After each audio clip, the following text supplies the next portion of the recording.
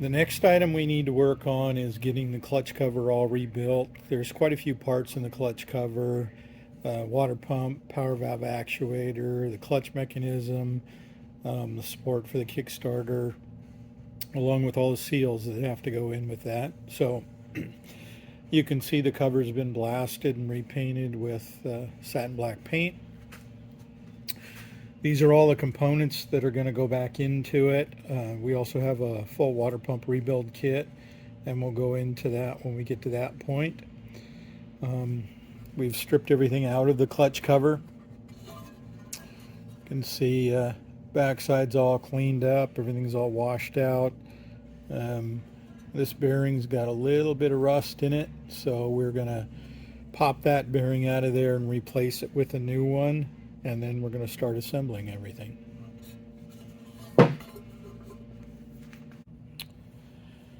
We'll go ahead and get started with some of the mechanism pieces. First thing we're going to want to do is go ahead and put the brand new seals in. If you buy a rebuild kit, rebuild gasket set from us, it's going to come with every seal that you need, including all the power valve actuators and the cylinder power valve actuator seals and all the O-rings. So you can see this tiny little O-ring or tiny little seal over here. This goes in the front of the clutch cover. That's for the power valve actuator shaft. We have a brand new seal that's going to go in the top here. That's for the clutch actuator. And then of course we've got a brand new Kickstarter seal. We'll go ahead and pop the seals in first. Then we'll put the shafts and the retainers in. Before we put the power valve governor in, we're going to go ahead and put the water pump rebuild kit in. We'll check the clearance between the water pump and the water pump cover and tighten that up as much as we need to. And then the last thing we'll do is put the governor in before we put it on the back on the bottom end. So seals are all pretty straightforward. We're going to put, we use factory Kawasaki seals. So they are a rubber seal on the inside. They are metallic on the outside. So we're going to put a small amount of adhesive on the outside of those just to make sure that we don't get any weepage on the outside. This particular seal is an all rubber seal. Again, it's an OEM Kawasaki seal. Since it's rubber on the outside, it doesn't need any sealant, and it's going to get a little bit of grease. And then everything's going to get a little grease on the inside of the seal itself, just to make sure it's lubricated. So let's get to it. Let's go ahead and put a small amount of grease on the outside of this seal.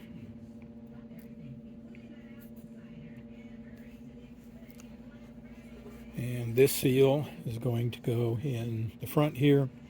The seals do have a cavity on one side, and they're smooth on the other side. The side that's under pressure, or the side you want to seal, is the side that the cavity goes on. The smooth side is going to go out. So this one is pretty simple. It literally just pushes in there with your fingers. Next one we're going to want to go ahead and do is this one. There is a needle bearing in here. We're going to go ahead and put a little bit of lubricant on that just to make sure that when we first start it all back up, there's plenty of lube. Just take a little bit of grease on a small acid brush.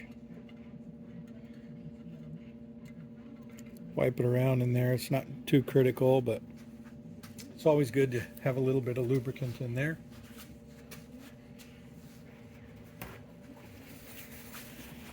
And then we're going to wipe out any excess grease, just to make sure that when we put our sealant on there, it's going to adhere well.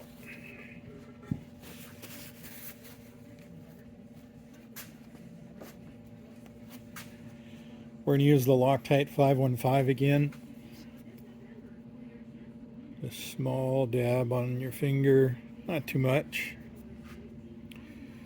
Go ahead and go around the outside of this ever so lightly, just until there's a little coating. We'll set that one back down there. We'll do this one while we're at it. Again, the nice thing about anaerobic sealants is that they don't cure when they're sitting there on the table. So that can sit there all day long. It's not going to dry until you put it together. I take this seal.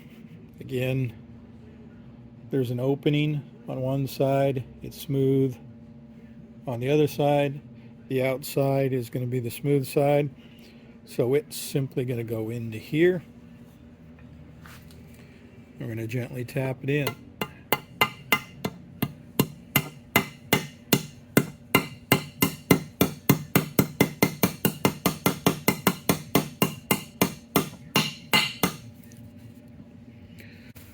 Once we have that tapped in there, and wipe off any excess sealant,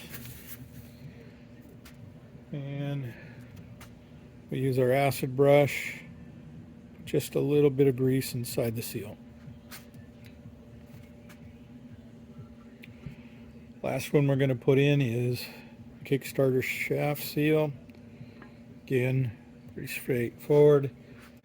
You can just tap it in, or if you have a good seal driver, these are some nylon seal drivers that I made many years ago that just make this job go a little bit easier.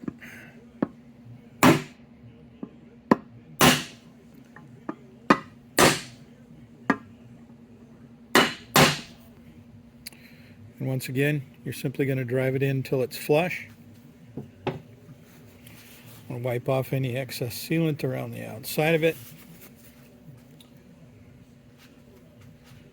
And we're going to put a little bit more grease in there.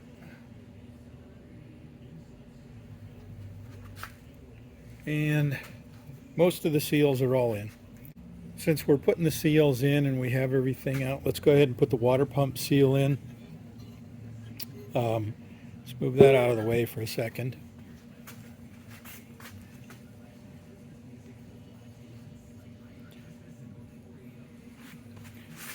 This is the water pump rebuild kit that we manufacture and sell.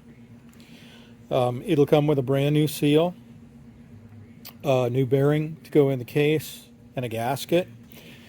Our seal kits have the improved Kawasaki seal. This was a seal that was updated for the later model KX105s because they turn so many RPMs. They're kind of hard on seals. And this seal is a better material, and it works. It happens to drop right in the Tecates, and it's a much better part. We include the bearing because a lot of time water's gotten in there and the bearing's either rusty or damaged. And if the bearing's worn at all, the shaft will wobble and it'll cause the water pump to leak later on. And while we're talking about the water pump, this is the water pump drive shaft. Now I'll kind of get this up close and hopefully it'll focus. If you look at this water pump shaft, this area here is where the seal rides. Those two little lines on there that you can see, that's the wear lines from the original seal. This is in very good shape. There's no damage, there's no pitting, nobody's beat on this, and there really hasn't been any water in there to cause any corrosion. A lot of the Tecates that I see, either they've had a problem with the bearing getting worn out, or they've gotten some corrosion in there and this area of the shaft is damaged, or sometimes there's just a big groove in here where the seal is worn into it. We can remake this shaft, but it's kind of expensive, so we do have a method where we can rebuild this shaft. What we do is we chuck the shaft up in the lathe, we machine a little bit of material off the outside of the shaft, we press on a brand new sleeve of stainless steel, and then we machine it down to its original size. So what you get is a fresh, clean shaft without having to buy the whole shaft. The shafts are not available anymore. Kawasaki doesn't have any, and they haven't made any for a long time. But if you have a shaft, the shaft is worn or damaged, we can rebuild that shaft. So let's move that out of the way. And let's get our cover back.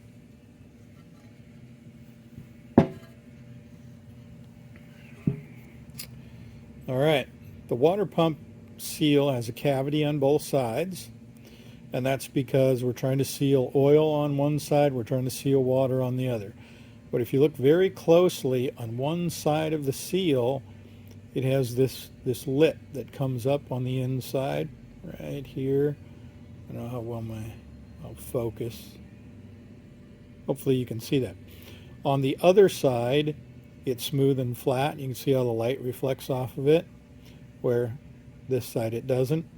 The side with the thin lip on it is the side that goes outward towards the water pump impeller. The side that's flat, has a little flat surface in there, that goes inside towards the oil. And if you put it in backwards, it won't seal the water properly, and you will have water in your bottom end when you have a lot of radiated pressure. So again, like we've talked about before, this is a rubber seal on the outside, rubber seal on the inside. This one's going to get some lubricant on both the inside and the outside. Okay, I'm going to just put a little grease there, put a little in here for the shaft. And we'll go ahead and wipe this around. And all we're going to do is set that on there. And you're going to want something smooth like this. A piece of wood will work. Sometimes the bottom of a hammer, if it's real flat wood, will work fine. And all you're going to do is push that seal down flush, and that is it. There's no more effort required than that. You don't have to beat on it. Do not hit it with a hammer. You simply need to take something that's flat, and you're going to push it all the way down until it's in, and that's it. That's all there is to it. You can check on the back side. You can see the seals all the way down in. It's flush with the cast recess, but it's not up to the machine surface for the bearing.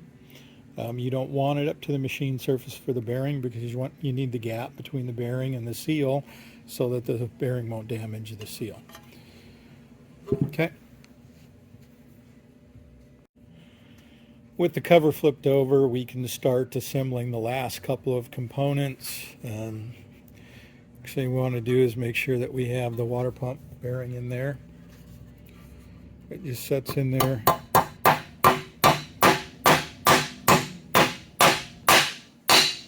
And it taps in like that. When you hear that change in tune or in tone, as you're tapping it in, you'll hear that high-pitched sound when the bearing seats. That bearing's all the way in. We know we're good there. The next thing we're going to do is we're going to take care of the shaft that goes through here. Let's make sure there's a little bit of lubricant in there. And also a little bit back here, just because those parts are going to be dry when we first start it up. We don't want anything galling. This is the actuator shaft for the power valve. The bolt that holds the arm on, once this is loosened up, the arm will spin around the shaft. There's no key, there's no indexing on this. If you happen to have loosened this up, don't worry about it. We're going to set the location of this when we put the top end back on, just so we know we have the power valve set properly. You don't need to remove the arm to take it out of the motor, but if you have removed it and you either just have the shaft or the arm's loose, don't worry about it. We can take care of that. So all we need to do here is insert the shaft gently through the seal.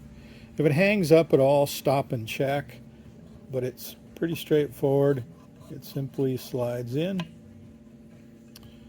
And with the arm doesn't have to be any particular position, but pointed upward works out perfect. Okay. Now the next couple of things we're going to need is this little teeny tiny pin. This little teeny tiny pin is what keeps the shaft from coming out. And so this little pin is going to get inserted in the hole with the screw, or that the screw will actually go into. And we want to make sure that we wiggle the shaft around and then the pin will disappear. Then we're going to take this little screw, this very small screw, and we're simply going to screw it in there. Grab a screwdriver and tighten that down.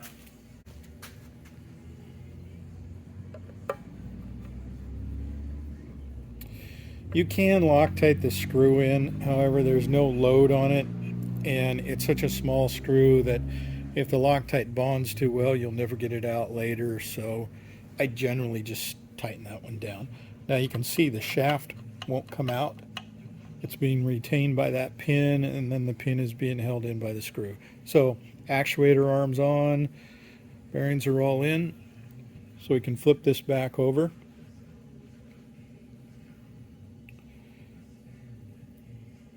Now, a couple things you'll notice is on this, it's offset.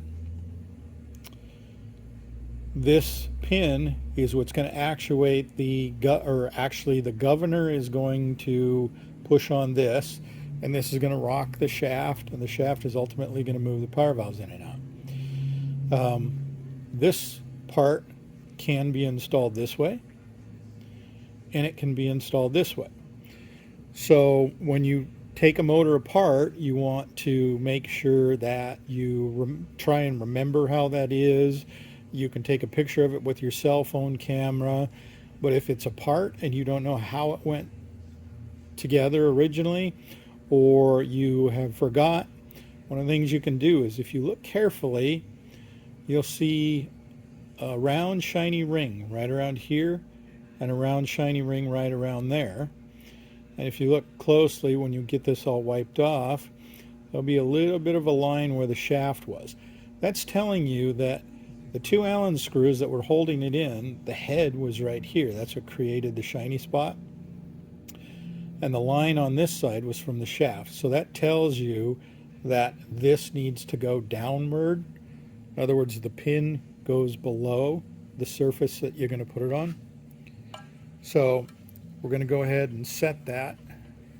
Try and get my fingers out of there. We're going to go ahead and set that on there, and then we're going to put an Allen screw in.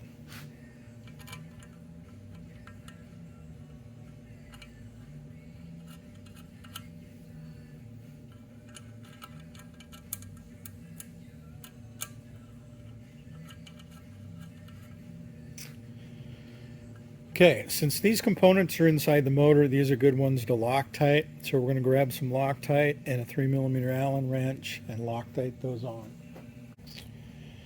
We're going to use some of the blue Loctite 242.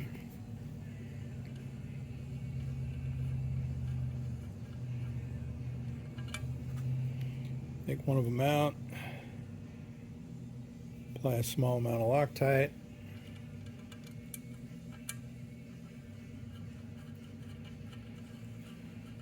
Thread that in, take the other one off. Again, we're going to put a small amount of Loctite on there.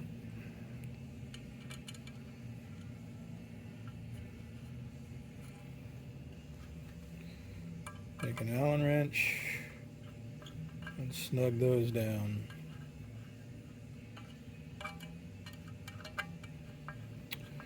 These are good quality Allen screws, however they're only 3mm and you have Loctite on there, so snug them up. Don't kill them. You don't need any excessive force.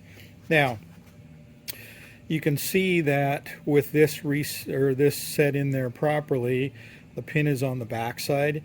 If you flip this over the opposite direction, that pin, when we put it back together, is going to fit in this groove.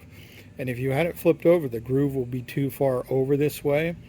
And what you'll find, you'll know that somebody put one of these together backwards if you take one apart and this arm is bent, or there's damage in here. That's usually because this got put on backwards and it caused this to run out of travel before it actually activated the power valve properly. All right. Next item we're going to do, we're going to take care of the actuator shaft for the clutch. It doesn't have any particular indexing to worry about at this point in time. We will have to index when we put it on the motor, but We're going to put a little bit of grease on here. I'm going to put a little bit down here as well.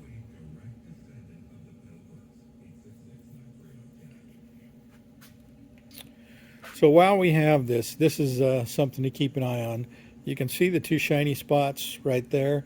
That's where the pin to activate the clutch by pulling on the pressure plate rubs on the inside of that. This one only has maybe 5 or 10 thousandths of wear, and if you run your finger over here, you shouldn't feel any kind of a burr, and there shouldn't be much of a step there. If there's a big step there or there's a burr on here, there's a fair amount of wear in here, and you're going to have clutch problems with it. These can be repaired. The best way to repair them is to weld them back up with a hardened welding rod, and then heat treat them and regrind the groove back out. There's probably a couple other ways you could do it. However, I've found that welding them up with hard weld and recutting the grooves seems to make them hold up quite a bit better than they did. I've never had to repair one a second time. But if you do have one that's got a lot of wear on it, it can be repaired. Or if you don't want to repair it, go ahead and replace it. And now's the time to do it. So this is simply going to insert right in here and go down through that needle bearing and then push down into the shaft. Okay, there's a little groove right there after the shaft has been inserted all the way,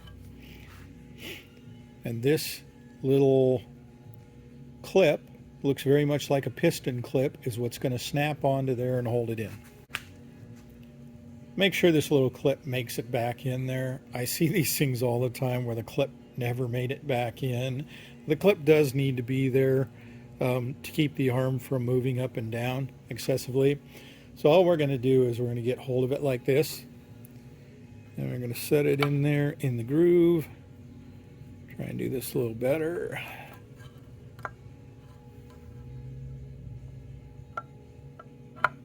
We're simply going to push it on. Make sure it's all the way down in. That's all there is to that. Now you can see the clips in. Mechanism works properly. It's nice and smooth with the bearing and the grease and the new seals. So that part's complete. Next thing we can do is we can go ahead and put our water pump drive shaft in. Simply going to push it in there. It's just going to slide right in. You'll feel a little bit of resistance from the brand new seal. Okay, we're going to take a look at this power valve governor before we put it in. We want to make sure that there's no damage here. There's a nice even space. There is a washer and a bearing on each side. Make sure they're in good shape. You won't be able to move them much, but if you hold on to them, you'll be able to feel them roll. You want to make sure that nothing's obviously damaged here. The spring's there. There's nothing that rattles. And the biggest thing you're going to want to keep an eye on is this plastic gear. There is a plastic gear in here on purpose. Kawasaki didn't get cheap, and they didn't put a plastic gear in because they didn't want to spend any money. They put it in there as a fail-safe. You'll see that on some of these teeth, they have some dark marks. In particular, you'll see these right here. Those marks are being caused by the power valve locking up. This is usually caused when you start the motor up cold. The power valves are still stuck in the cylinder from the two-stroke oil, and they haven't warmed up all the way, and somebody revs the motor up and the power valve tries to actuate, and it can't because the power valves won't move. These gears are intended to fail. If the power valve jams or the power valve breaks, or something in this mechanism up here should jam or break, these teeth are intended to shear off. They wear down initially, but eventually they will break off if that happens several times, or if anything happens that's fairly dramatic. Kawasaki does not recommend you replace this with a metal gear. They did not put a plastic gear in here to be cheap. They put a plastic gear in there so that there was a place that something could fail. The plastic teeth, if they do break off, they'll go down into the bottom of the clutch cover and they'll sit there. If they did bounce around and end up in a transmission gear or something, the motor would never know it because the transmission gear would just chew up the plastic and not hurt anything. So I know that there are aftermarket metal gears out there for sale. Kawasaki doesn't recommend you put a metal gear in. I don't recommend you put a metal gear in because you've eliminated that fail-safe point. If you're breaking teeth off of this gear, you have a power valve actuator problem, or your power valves are jamming in the cylinder. It's not because the gear is cheap material. It's intended to be that way. Anyway, so what we're going to do is we're simply going to take the power valve governor, the ball bearing sections. There's actually a ball bearing in each one of these. So the ball bearing section goes towards the clutch cover. We're going to line up that pin with this slot. And so we're simply going to set it in there. Line up that slot as we rotate this down. Everything's going to go in there nicely. It's going to sit all the way down. And you're going to be able to see that that pin is now in that slot. And when the governor moves, the whole governor itself doesn't move. Just this portion of the governor slides over as the bearings move out. But you can see everything's nice and smooth. So we are ready to go put this back on the bottom end. We're going to go ahead and put it back on the bottom end before we put the boot on here and before we finish assembling the water pump, because we want to check the shaft play and we want to set the water pump gear clearance.